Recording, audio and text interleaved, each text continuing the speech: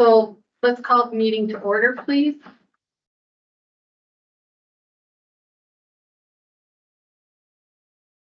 And let's do roll call. Wendy, do you want to do it? Do you have the names or you want me to? I do. We have Aaron, Laura, Andres, Eric, Keith, Jacob Weidman, Yeet, Frank Wyatt, Greg, Nick, Shelley, Jim, Matt Serino is absent, and that's it. Oh, and Chris Walton. And then I think Brady's excused. He is excused.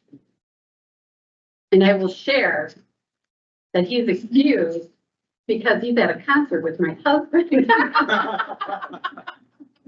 So it was funny because he asked me, Laura, can you run the meeting next Monday? And I said, sure, I feel really good. It sounds good.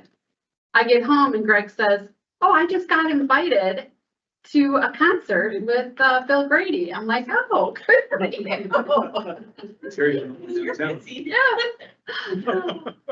So, Completely out of whack. hello Supervisor Gray. Supervisor Gray did not speed on the way back. Let the record show, it followed all the laws. I don't know why you thought we were done. I'm glad you're here. Yeah. Moving on to citizens' comments, I do not see any citizens here, so I will say citizen comments are closed. Do we have approval from the minutes of the previous meeting, the April meeting? Motion to approve. Second. All those in favor? Aye. Any opposed? Motion passes. Chairman comments, before we get into the reports, I met with Director Moore and, is the director? Yes. Yep. For Parks, and I met with, Director Billingsley for Public Works, and I was very upset to see the Kemper Center ongoing projects that, Parks has been doing and on good faith. So they're doing everything right. But this Thursday is Kemper's annual meeting and they'll be electing a new board. And I've already called the new chairman of the Kemper board to make him aware that what the Parks Department is doing in a lot of cases is completely inappropriate. And so tomorrow, staff will be told that no one calls Director Moore and asks him to do anything at Kemper Center until it goes through the Building and Grounds Committee of Kemper, and then it comes to the Board of Directors for approval. We will put it on the Google spreadsheet because a lot of this stuff, no, we can hire people to do this. A landlord does not do some of the stuff that's been asked of him. So that will stop tomorrow. Okay, so I wasn't happy to see this, and I haven't been paying as close attention as I should, but going forward, I will. We're also going to be hiring a new, we're calling it a president versus an executive director. We've got some money that was donated to us that will be paying this person a lot more money to properly manage this facility. So if you know of anybody that is qualified, we'll be posting it this week. And then also, the posting, sure. Like the county board. Yeah, absolutely. Yeah, I think so. And then I will be giving updates at meetings on what's happening at our county board meetings. I'll give it in supervisor comments because I was appointed to that board and I think you should have more visibility to what's going on. So there's going to be a lot of very fast changes. Gary Gronke is going to become the chairman of the board again. But Wyatt, I want to thank you for all the work that you've done there and helping out. I really appreciate it. And you won't be getting the calls going forward that you have been getting. So thank you very much. Appreciate that. And it's really great to be back at the meetings again. I'm sorry I missed so many. I missed all of you. And I'll be seeing you in a few weeks. Are there any supervisor comments? I don't know if you want to discuss this now or about the damage that happened to Greendale, or if we're gonna talk about that. He'll bring it up, yeah. Okay. Yeah. Any other comments? Jacob, anything? Okay. Great. All right, then we'll move on to division reports. And since Matt's not here, Shelley, are you taking it? I'll take any questions you have. Nothing has changed from his division reports. I do have a question with regard to why, for the housing placement project at KCGC, why did the city, and it could be a legal issue you can't discuss, but why did the city reject our plan, our site plan? The initial rejection came because they were classifying the 2 mobile homes as residential. And because it's an industrial zone site, they cannot allow for residents to be added. We submitted again, reclassifying it, saying the residents are more for penal use.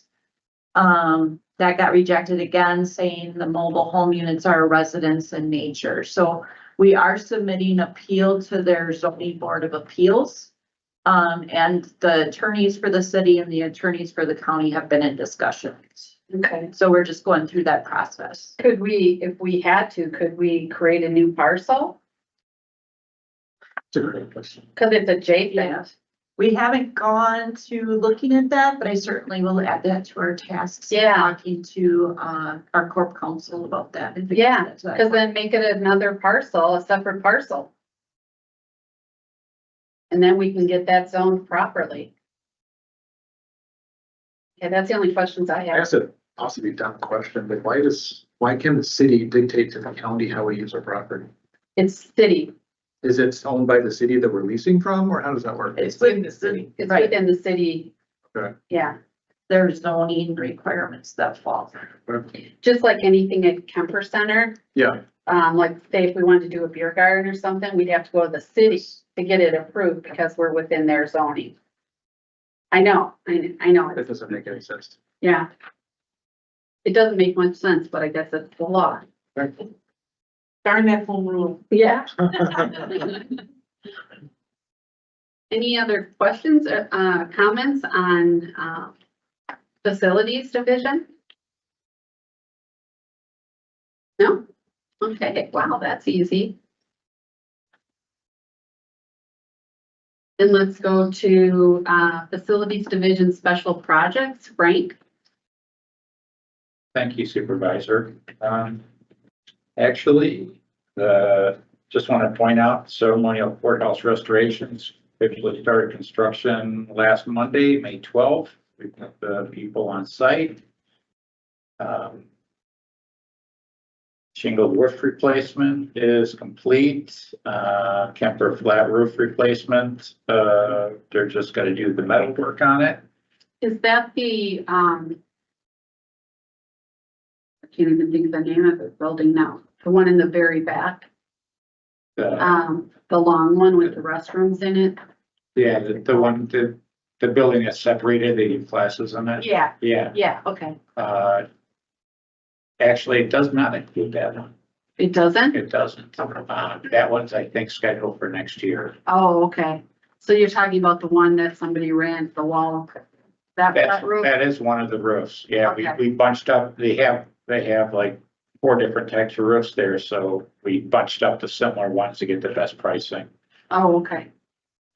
Not to jump on it, but that roof was removed from the scope of work because of the wall.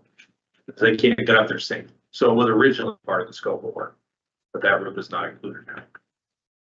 So will it be after it gets fixed? Well, I'll let, Wait, okay. Yeah. That's Yeah. two different, gotcha. I'll let them go into it. They're looking at whether they're gonna keep it or not. Okay, But it wasn't safe to do it as it was. And the PSB HVAC air handling unit replacement, we came in. We got a great price on it. We vetted it through with the contractor, new contractor, J&H, out of the Milwaukee area, and we're getting it for less than $500,000. So we were based off of previous estimates, we were looking up to $1 million. So it saved quite a bit on that. We'll, pardon me? I'm a fan of that. That's great. Yeah, that was really good. We had a meeting with them to explain our expectations, and they can't cut any corners, and we've got experts that'll be watching them like a hawk, and we treat them like our own houses. So, and, yeah, they clicked all the boxes. So let's see how they do. But that's it. Any questions?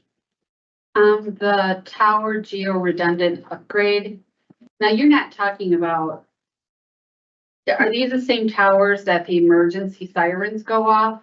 No, excellent question. These are the radio towers that we have, 2 downtown, one by the public safety building, one by the fleet maintenance building, one on 60th Street, almost by Green Bay Road, one here, and then one on Silver Lake.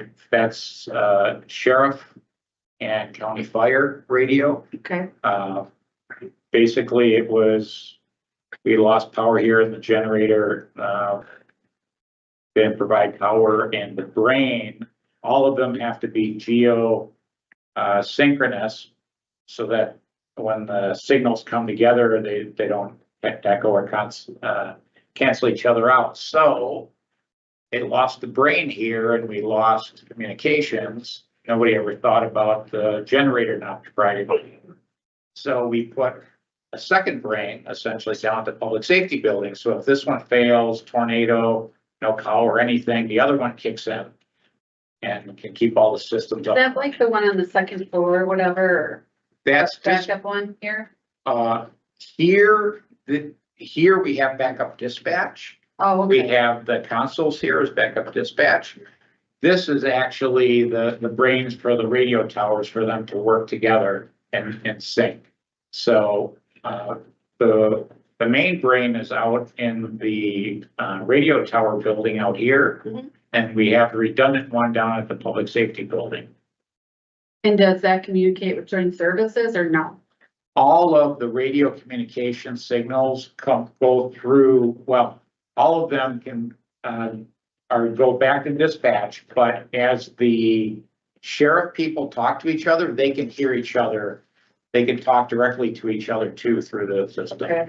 But bottom line is yes, everything, as far as receiving and transmitting also is down at the dispatch area. Okay, and then for the emergency towers, does Public Works oversee the emergency towers, or is that more judiciary and law? Excellent question. As far as I physically, only ask us. Makes you different. I think some juicy. it's actually, it's fascinating because we physically install them. And then once they're installed, it is emergency management that maintains them and runs them. Okay. That's something to look at. Definitely, put it on my list. So it falls under the sheriff's department. Right. Who, For Jay, I'll take it to exactly. judiciary law. So I want to make sure that we've grown leaps and bounds since those towers were put in. I want to make sure there's appropriate coverage, so we'll handle it judiciary. I may ask a friend too for help. You have a I know, but we cost see you. it? Yeah. Okay. Okay, that's all I have. Thank you. Anybody else have any questions or comments? No? Okay. Back here, and we will, oh, Jim, you have a big update for us. Go. I wish I did, Supervisor Belsky. To start with, we do have a resolution. We're seeking formal approval of an intergovernmental agreement with the city of Kenosha. Really, this agreement doesn't guarantee anything, but this is for us to support the city in hosting the First Tee program that we did start last year. And we're just renewing the agreement for this year. Essentially, we do have some of the funds raised during the county executive cup every year to support junior golf in the county. This is one of the initiatives we wanted to do, to utilize that funding, is to help Muni facilitate the first tee program. So last year was sort of our pilot, and this year we're hoping to see the program grow a little bit so we can establish some needs that Muni might be willing to work with us on in order to make their facilities more and more suitable each year for hosting those kids in the first tee program. So that's all this agreement is. We don't guarantee them anything. We just say we will provide support as able to this program. So we're just seeking approval with that intergovernmental agreement with the city of Kenosha. Okay. Motion to approve. Second. Does anybody have any questions or comments? If not, you can governance, how do you vote? Yeah, yeah. Okay. Committee, any opposed? Resolution passes. All right, well, I brought some photos, so, everything else in the report, rounds numbers, we're up to 18,500 roughly, we're still about 2,000 behind, which is good. We got 2,000 ahead last year by opening for 2 weekends in February and better weather in March, so we're keeping pace. We average about 15,000 rounds for the month of May over the past few years, and we're on pace for that. Now, when I wrote this, it was prior to Thursday night last week, and we lost, a half a day on Friday, May 16th, obviously. But we're doing okay on rounds numbers. Now, the rest of the report, no updates on those categories. Obviously, everyone knows Thursday night, about 5:30 p.m., we experienced a straight line wind event at Brightondale. It started in the southwest corner of the property and tracked northeast. Over 100 trees were either downed or broken in half. Very luckily, not a ton were in the playing corridors. The worst area affected is the front nine of the Blue Spruce course, which is still closed. Our goal was to open it on Wednesday this week, but there's rain forecast in the next 2 days, and I don't know if we'll be able to get our equipment out there. Right now, we're just trying to grab the big stuff and move it off to the side, and we can start cutting on it later. The challenge is our grounds crew still has to cut the grass, make applications, maintain the golf course, which takes our whole grounds crew anyway. So, Parks sent out 2 crews, Friday and today, and without them, we could not have had. So the storm happened at 5:30 on Thursday, the 15th, 5:30 p.m. On Friday, the 16th, we opened, 18 holes at noon. And on Saturday, the 17th, we had 36 holes of golf open and hosted a golf outing. Without Parks' help and without Highways calling us, they said, hey, we're here if you need us. Without everyone's help, we could not have done that. So it is greatly, greatly appreciated. And as of now, we still do have 36 holes of golf open, hoping to be back to 45 by the end of the week, realistically. Now we have talked with finance. We had a meeting today with our insurance carrier to see if it's going to be valid or worth it to make a claim. They are starting to explore that process, and hopefully we get an adjuster with feet on the ground out there this week and we hear back from that. We are tracking all of the hours and equipment usage that we're spending out there. I've documented everything with photos that I've loaded onto the county storage drives that everyone has access to. My estimate is if we were to pay somebody to come do it, we'd be talking about probably $200,000 in tree cleanup. We can do it ourselves. If insurance doesn't come through, we can do it ourselves, but it's going to take time. We'll probably be doing it into next year, but we can play the golf courses. And when people see that kind of destruction, they understand. So all in all, really, really proud of the effort. Randy Schultz, our golf course superintendent, that was a lot that hit him Thursday night. When he got there, he had to park his truck on 240th Avenue and walk in. Nobody could leave the property. There was trees down at both exits blocking the road. So he walked in, got a tractor and pushed everything out of the way and started assessing the damage. Did the assessor say would it be contingent on whether it was a funnel cloud, like a tornado versus straight line winds? No, nobody's gotten that far into it yet. So, and I have not seen any funnel clouds reported in the area and nobody definitively saw, the windows were shaking in the clubhouse, I know that. But Well, thank God nothing happened to. yeah, no people were hurt. That's the biggest thing, right? And especially when you try to start cleaning things up like that in a hurry too. Our people on the ground did a great job making sure that they were safe first and foremost. So Is the thought to plant new trees in their place or no? most of the trees are on the perimeter of the property in next to pretty heavily wooded areas. There might be a few, I haven't noticed any that affect the strategic components of the golf holes to this point. There might be one on 10th hole, of course, but thus far, we haven't seen anything that's gonna have a major effect on the way the golf course is played. So, and luckily, we did have one fall on the back of a green and then a large limb on another green, and the damage was repairable. Wasn't, that green's not gonna be out of Do place. you have pictures before you repaired it? Oh, yeah, we still haven't repaired one, but we have, I went around the property, I spent Friday going around the entire property and I tried to take a picture of every single tree that I saw damaged. I know there's some I missed because it was so much, but I just went in order through each golf course, just everything I saw and taking photos of, so. Good. Yeah, it was a lot, but we're slowly working away at it and we'll see, if the insurance doesn't, we're kind of prepared for both scenarios. I have some contractors lined up to come provide proposals if insurance is gonna come through. And then, Well, they should. it's tricky, right? I mean, if you own 500 acres of land and you have some patches of wooded areas, you get a storm and some trees fall. But you need to demonstrate what the tees cost to repair to them. Yeah, Cause land isn't just land on a golf course. right. And we're tracking any of our repair costs, any labor that's dedicated to cleaning this up, we're tracking all that, so. Great job.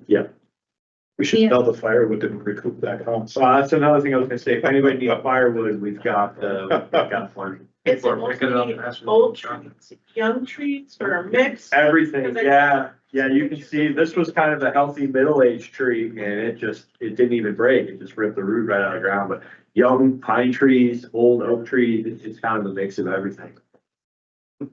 Hmm. Yeah, I've been doing this a long time, in a bad storm, it's like, oh, we have 3 or 4 trees down, 100. It's pretty shocking. That's why I thought it was gonna be a tornado. Yeah. Yeah. Normally with a It's- tornado, you'll see like weird tearing and twisting, and we don't see any of that, so. I think there was winds and going different directions on different ends of the property. Cause I think Waukesha did see, which is where that storm went. Right, I was looking at the NWS and they did see some spinning up there, so this could have been the start of it. sure. That's a full report.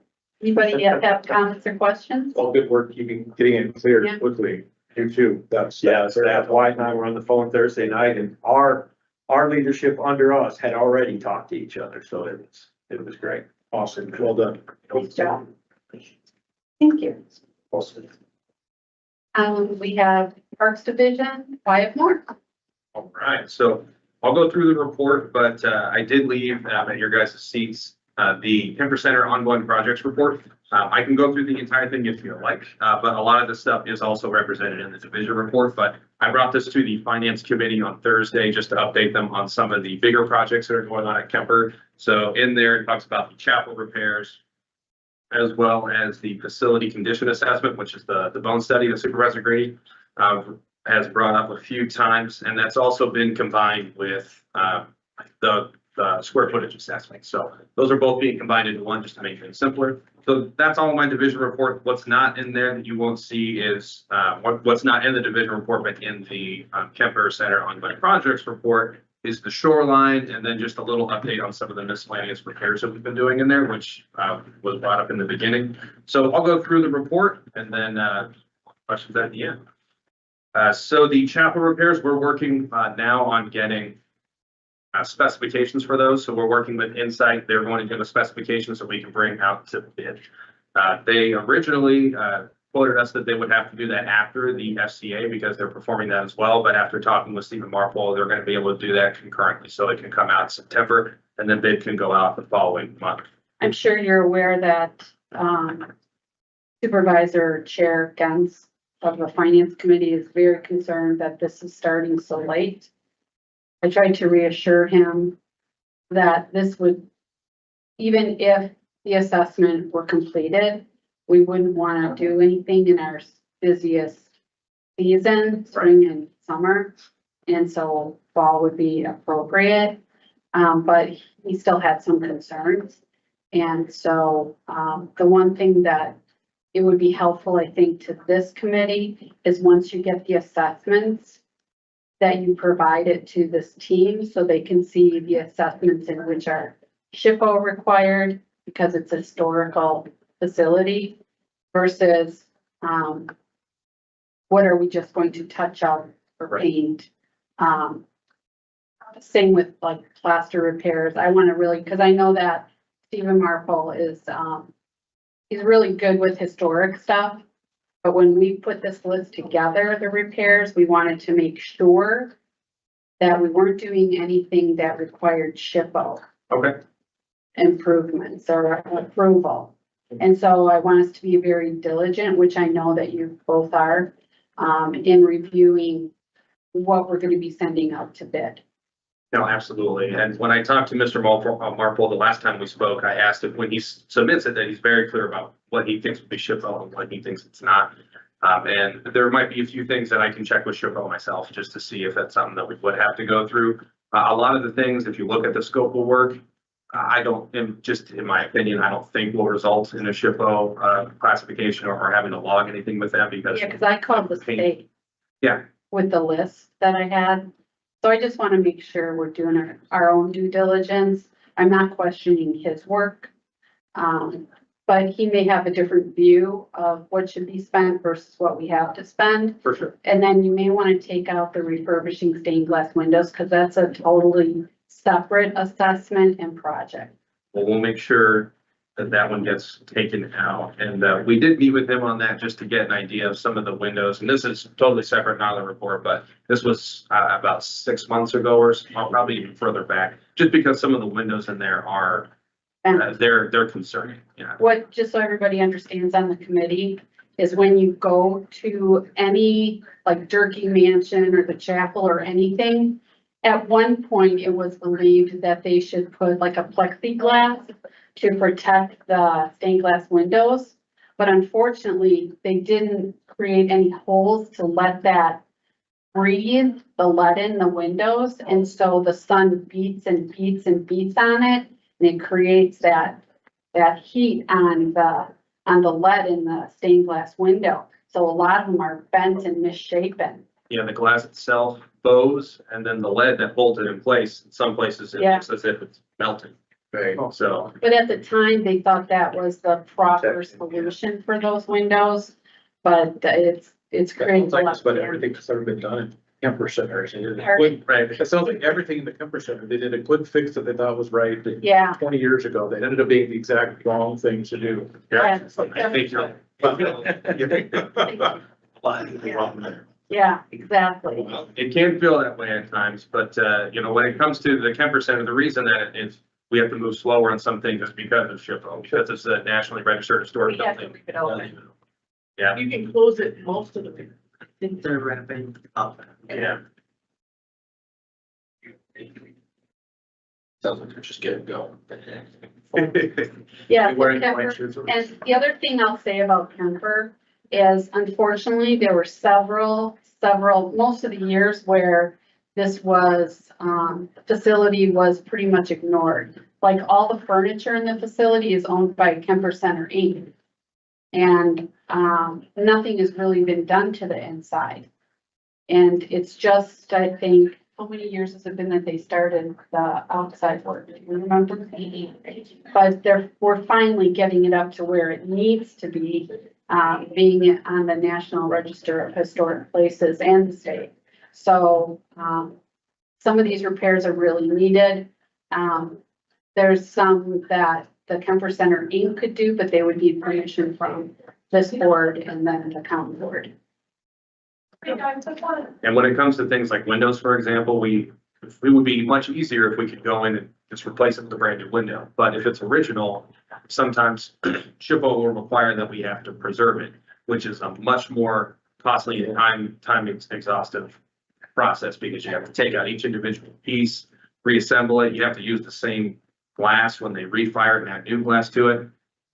It gets complicated. Well, it's the same even with and that's why I want us to look at the assessment that's created, by Mr. Marple's company, is because we're not taking any pews out. If we were to take pews out and refinish them, then you have to do it according to SHPO. If we're just doing a light sanding and touching up, that's different. But if we're doing a repair, it would have to be repaired according to SHPO, and we do have a couple that need to be repaired. So this is why we need to do our due diligence as well. Frank, would you agree with disagree with any of that? There is, it's a National Park Service that has the standards, but it is enforced or run through the state. And it does get into these areas of, what constitutes, sometimes even refinishing. We have to get it approved or go through SHPO to the historic standards. But yeah, doing our due diligence is a good idea. I'm sorry. No, not at all. So we'll make sure to bring those when they're ready as well. The specs as well as the facility condition assessment, which is what we're calling those two studies that we combine into one. So that is ongoing at the moment as well. All right. Last thing on Kemper is the door. So the doors are finally from the manufacturer of the door. Bang Nelson has them. Their plans to come out and install them next week. Up until recently, they didn't have them in their possession. So they were working on painting them this week. I'm gonna take pictures of the old doors and then the new ones, and I think we should highlight that, promote it. If you send me those, we'll do Sure. a Facebook post and we'll do something like that. That'd be Okay, great. because Kenosha Public Market will too. We've got about 13,000 people on our site, Got so. more than we do. All right. Okay, and then the last big one on here is, of course, Pike River Phase 3. So that one, everything is progressing as scheduled at the moment. We're done with the tree removal, which to a lot of folks who were out there at the park and saw it, is scary to see when you have, as Jim saw this Thursday or Friday, when you see 100 trees down in the park. It's intimidating to look at, but it is a part of the process. So all the trees that were removed as part of the site prep were either invasive species or already dead trees, or they're too far into the riverbank that would widen it. You're going to lose it anyhow. We are planting new trees in their place, and they're going to be in much more strategic places. One big area is over near where the golf course is, over at Pets, so that there's a little bit of privacy between the riverbank, the park, and the folks who are golfing. But what we're starting with next week is dewatering the first section so that they can actually get their grounds crew into the riverbank and start widening it. So we've already done out at the park. There are 4 banners so that people know when you start to enter the work site, they understand what it is so that you don't see it and think, why are we ripping up the park? So it's not only signed out there in the park, but we've been putting out a Facebook post and whatnot, as well as there's a page on the park's website that talks about the Pike River restoration. Moving on. So there's a lot of things on here that don't have a whole lot of updates, or like the rearing pond grant assistance that was added on pretty recently. And then Supervisor Grady did ask us to talk about staffing a little bit as well. So in terms of open positions, what we have is 2 short-term maintenance we're still looking for, as well as 4 lifeguards. We were fully staffed on lifeguards, but the YMCA, well, not the YMCA, it was the Red Cross. They changed their standards for how to pass for open water certification, because Silver Lake Beach is considered open water. You have to pass, and it's a lot more challenging. So for the first time, we're having kids who are applying, getting the position, and then not passing their certification. But to be 4 down, we're completely fine. So we feel confident that we'll have enough staff to start up. And we have kids who are going into this next one, which is actually this weekend, and then the first weekend in June, who we feel confident will pass. And then we're also vacant 1 park foreman. And that is my report. Great, thank you. Does anybody have any questions? Okay, thank you very much. Thank you. And then, Director Bolt for Highway Division, your report, please. Yep, so, not a whole lot has changed here, from the report that was provided. We do have 6 approved applications for adopt a highway, not 5 when I wrote it, so we got 1, today. So, again, I'm not gonna do this every month, but just because it was the kind of first month that has kicked off here, I just want to kind of highlight what has been done, in this short month, that we do have 6 approved applications with 6 interest from 6 other groups. just kind of some general stuff. Staff has attended some training regarding CPR, load securement and trench excavation. That is just kind of in preparation of our work starting this spring and summer. Our county highway crews are out looking. We started paving and milling, so we started on County Trunk Highway E from Highway 50 north to County Trunk JB. So that is our first paving project of the year. We've started doing some mowing, ditch mowing, urban mowing of different areas along the county highways, state highways. We've also started doing some what we call urban mowing, but the other ditch mowing and state highways can only be done once a year. And it has to be done before July 4th. So like June-ish, we start that, and it's only done once a year. So that is the state required, that is all the state allows us to do. And that's what the state requires us to do. So we're kind of stuck there. But we did do some litter pickup and that kind of stuff. Fleet is always a challenge. We are getting some trucks, we are getting some updates, but getting them to the fleet and actually on site is difficult. Couple of projects that are ongoing, County Trunk KD north of Highway 50, there's some speed radar signs. The signs are installed, but they're not programmed. They're just saying, slow down, even if you're going really slow. So we'll keep getting a program, which is a good thing. Doesn't say you're going to, so we are looking to get those programs, but they are, 4 of them are installed, that will dictate, to alert the drivers how fast they're going. Once you get to a certain speed, it does say slow down because one of the first things they learned when they did this stuff many, many years ago is people would try to see how fast they could go and get it right up thing. So when you get to a certain limit, they just like 10 over, they just say slow down. They don't shoot quit the speed. County Trunk Highway C, multi-use path between 128th Avenue, which is kind of by the frontage road up to County Trunk U. Storm sewer installation is pretty much completed, and they're hoping to have that project completed by the end of June.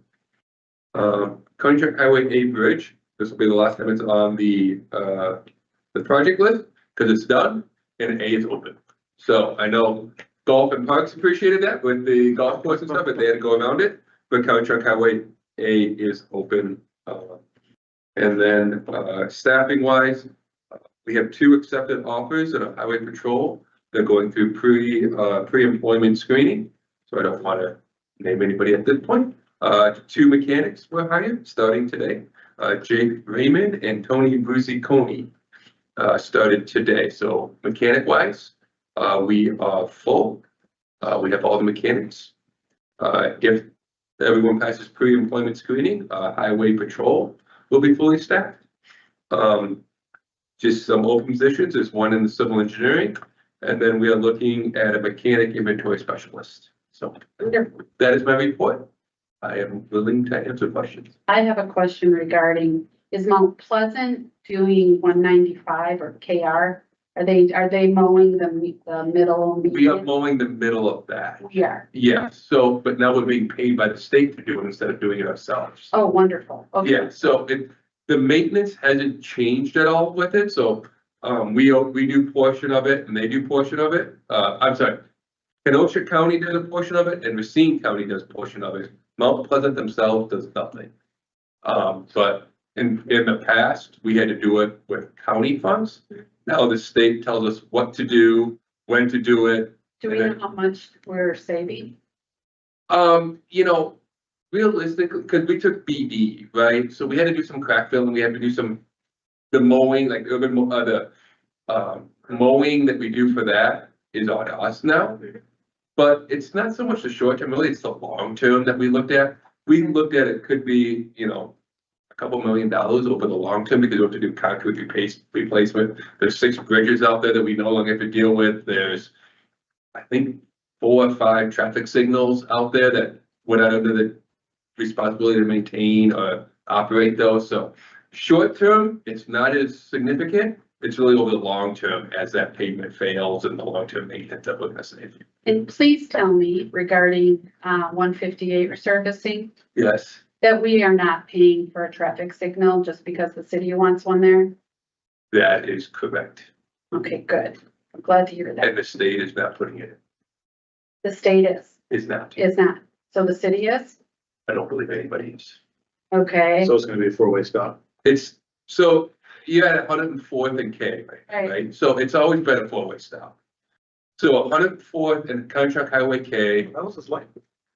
so Always been a four-way stop. it's been a four-way stop. It was a temporary signal when Contract Highway K was reconstructed in 21, 22, because that was the detour route to go around.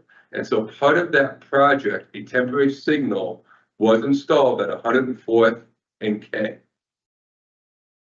So it was a request through the mayor and we reported on to the state, to put that temporary signal back in. The state has rejected that request. Now, 104th and K will get a traffic signal when we redo The rest of it. the rest of K, which is good for So we 2029. can always wait until the city has to take that over in what, 20? 35, but we have to do the work before they take it over, so that, I know. it's kind of a double, it's like. Trying to look how we can say. So, But yeah, so no, obviously, you what know, about the traffic signal replacement on 104th and H? Why do we I have was to, confusing K with H. H, That- yeah, Okay. yeah, That makes, 104th Yeah. Avenue and H, County H. It says traffic signal replacement. Did you mean K? Because H is a four-way stop right there. No, so 104th and H. that's Doesn't going into intersect. They do not the. intersect. They don't intersect, they're both parallel, that's why I'm, Yeah. okay. Okay, So traffic signal employment would be 88th Avenue, okay, that goes into. H and 152nd and 52nd Street. So 88th and 52nd. 88th and 52nd is, That's a light. that's the light That's that a they're light. replacing as part of the project, Because yes. I'm like, why would we? No, I'm sorry, 104th and 8th, you were saying that, and I'm like, if they don't intersect, they're both Yeah. north south, well, It goes into the subdivision. No, no. it goes into the airport. airport. No, It doesn't. 104th goes into the No, you're airport, right, you're right. 104th goes into the airport, at 150. and 158, yeah, that It's was- right by the business park. yeah. But I did mean the other traffic signal. that So, the yeah, city 104th and K was the request that we did, request a temporary signal that the state rejected. Okay, 52nd Street, Like a day, didn't they, or a couple days? well, so the state was going to shut down 52nd Street and 88th Avenue, so 158 and H. They're gonna shut that intersection down to do the work they needed to do for 1 or 2 days.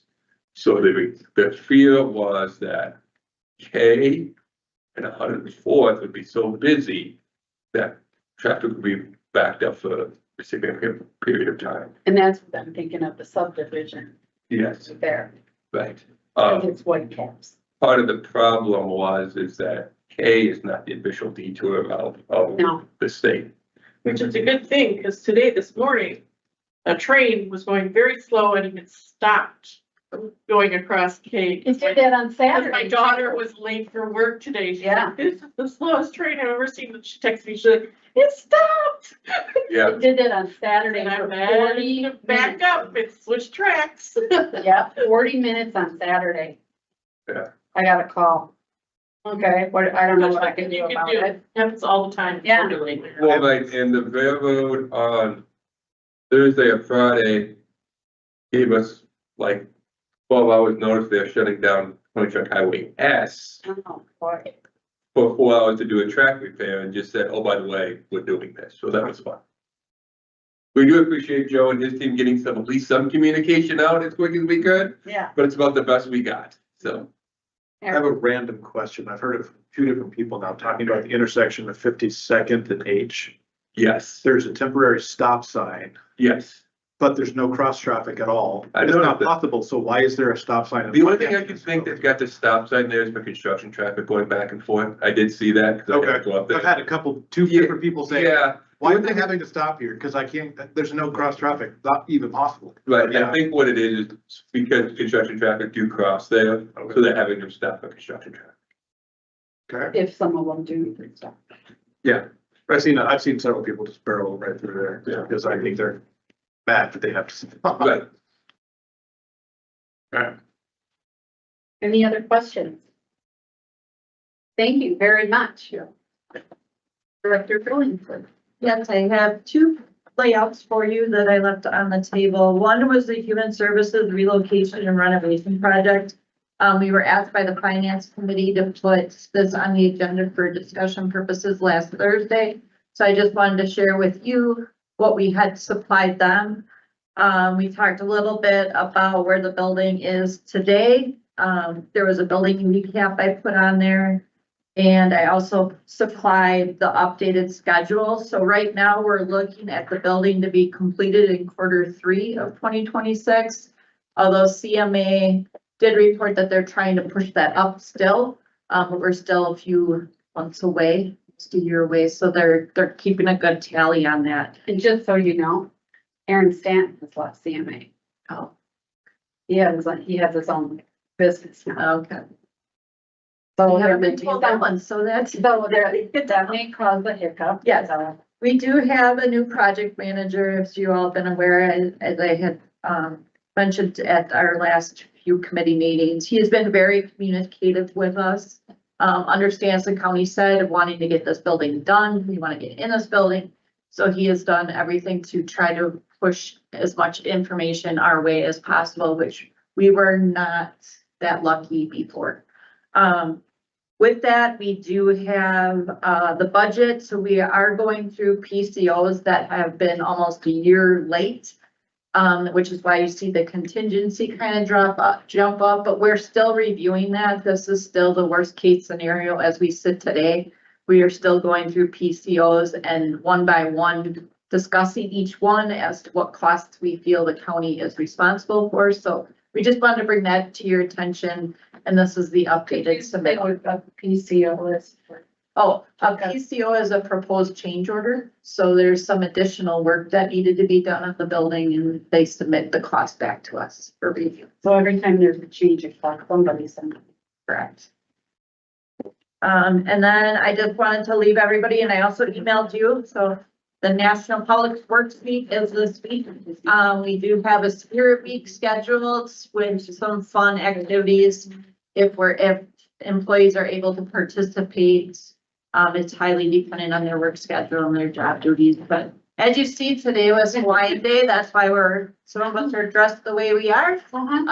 And we're kind of excited to kick that off. You probably saw the banner that Wyatt's team was able to generate for us hanging out on the front as you came in. So we're just trying to promote Public Works and our employees for the week. So So we stop in with a high visibility shirt tomorrow. perfect. Yay, we'll take pictures. We'd love to have pictures. Other than that, KCC, they have all of our comments from the initial preliminary layout. So I'm just waiting for them to submit those concept plans back for our review. And then those will be going out to the teams as well. And I will give you an update once those are received. Really appreciate the emails you send out with the updates. You can really tell that the Human Services Building now is moving much quicker. Yes. So that's really a great thing. And I just want to thank you all for always coming to the meetings, the direct reports, and giving us a full report. Really appreciate it. It helps us understand our budget. It helps us understand where we can assist you. It helps us understand where we need to ask the hard questions as well. So I just want to thank you all for being so diligent and sending the reports to us. It is appreciated. Thank you. Absolutely. Okay, does anybody have anything else? If not, Motion to adjourn. Second. all in favor? Aye. Aye. Okay, we're adjourned. Thank you.